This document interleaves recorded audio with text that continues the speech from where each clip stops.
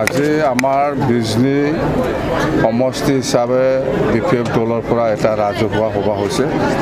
এই ৰাজহুৱা সভাত আমি যিটো দেখিবলৈ পাইছোঁ, বিভিন্ন জাতি জনগোষ্ঠীৰ ৰাইজসকল ইয়াত আহিছে আৰু ইয়াতে প্ৰমাণ যে আমি অহা 23 এপ্ৰিলত যিটো লোকসভা নিৰ্বাচন হ'ব, ইয়াত আমাৰ বিপিএফ দল জয়ী হোৱাটো কাটাম।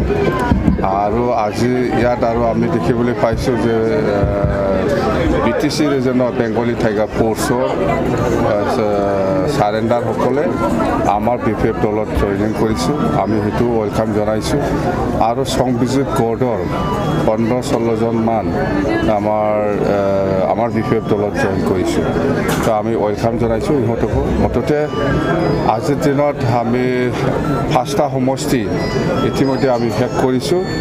চিডলি, কোকৰাঝাৰ ইষ্ট ৱেষ্ট, গোসাইগাঁও আৰু আজি বিজনী। ইয়াৰ পিছত আকৌ আমি সৰ্বক কৰিম, ভৱানীপুৰ কৰিম। মুঠতে চেম্বল ভাল, আমি জিকাটো 100%। সেইখিনি কথা। কাইলৈ ইউজি ব্ৰহ্মই এটা কথা কৈছে যে আপুনি আৰু নৱশৰণে অনাবৰৰ নাম লৈ ৰাজনীতি কৰি আছে। তেওঁলোকে স্পষ্টভাৱে পৃথক বৰ্ণৰ ৰাজনীতি কৰি আছে। এইটো কি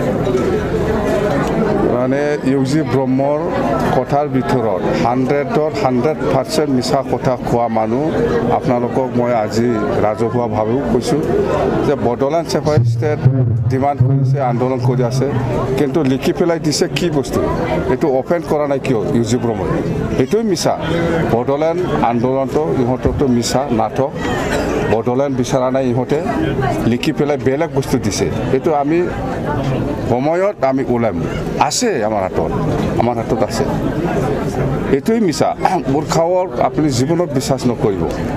এই মুখত কিবা একটা কাম বেলেগ একটা কৰে, এইটো আমি জানো। এইটো আমি আগৰ পৰাই আমি জানো, যিহেতু আমি বহুত বছৰ একেলগে আমি আন্দোলন কৰিছিলোঁ। সিহঁতৰ এফচৰ আছিলে, মই BLT হিচাপে কাম কৰিছিলোঁ। মুঠতে ইয়াৰ অভ্যাসটো আমি জানো, ইয়াৰ কেৰেক্টাৰটো আমি জানো।